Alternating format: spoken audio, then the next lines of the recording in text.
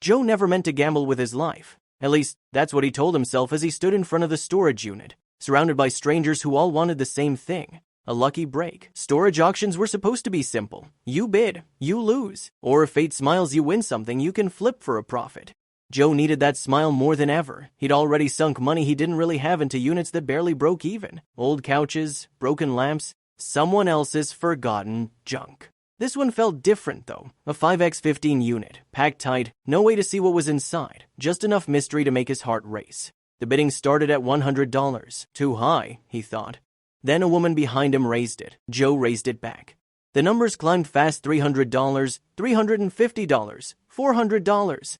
His palms were sweating now. Every rule he'd promised himself shattered under the sound of the auctioneer's voice. Don't spend what you can't afford to lose. $450, $470, $500. The hammer fell. Joe had won and immediately regretted it. Reality hit hard. $500 gone. If there was nothing valuable inside, this was the end of the road. No more auctions, no more chances.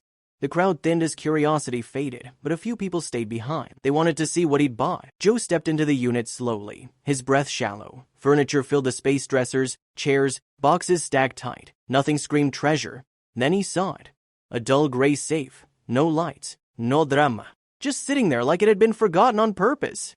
Joe froze. He knew what safes meant. He also knew they rarely came with keys. He called a couple of friends. An hour later, a drill screamed through metal. Sparks flew. His heart nearly stopped. When the lid finally popped open, Joe didn't shout. He collapsed. Stacks of cash sat inside like bricks. $50 bills bundled tight, cold, real. He pulled one out, then another. His hands shook as the reality settled in. This wasn't hundreds. This wasn't thousands. This was something else entirely. Before he could even process what he'd found, his phone buzzed non-stop. Photos sent. Messages posted, excitement spilling into the internet without a second thought. 2 hours later, there was a knock. Then another. And suddenly, men in uniform stood at the door. Joe hadn't even finished counting. And the nightmare was just beginning. The police didn't arrest Joe. That almost made it worse. They sealed the unit, cataloged everything, and asked questions he didn't know how to answer. Who owned the safe? Why so much cash? Was he involved? Joe kept repeating the same truth. I just bought the unit. By the time they finished counting, the number no longer felt real. $7.5 million. Cash, mixed bills, pink slips for cars, multiple safes hidden across the unit. Whoever owned this hadn't just forgotten their money. They'd hidden it, and they wanted it back. The call came the same night. Lawyers, expensive ones, calm voices with sharp edges. They told Joe the money belonged to their client and demanded its return politely, at first. In exchange, they offered him $600,000 as a finder's fee. Joe laughed. Then he stopped laughing.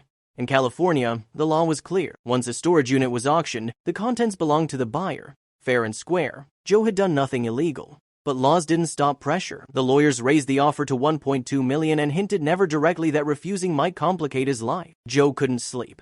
Who loses millions in a storage unit and doesn't notice for nearly a year? Not someone careless. Someone dangerous. The money felt heavier now, dirtier. Every bill seemed to ask the same question. What's this worth to you, peace or profit? Keeping all of it meant lawyers, stress, fear. Giving it all back felt wrong too. He'd risked everything for that bid. He'd won it.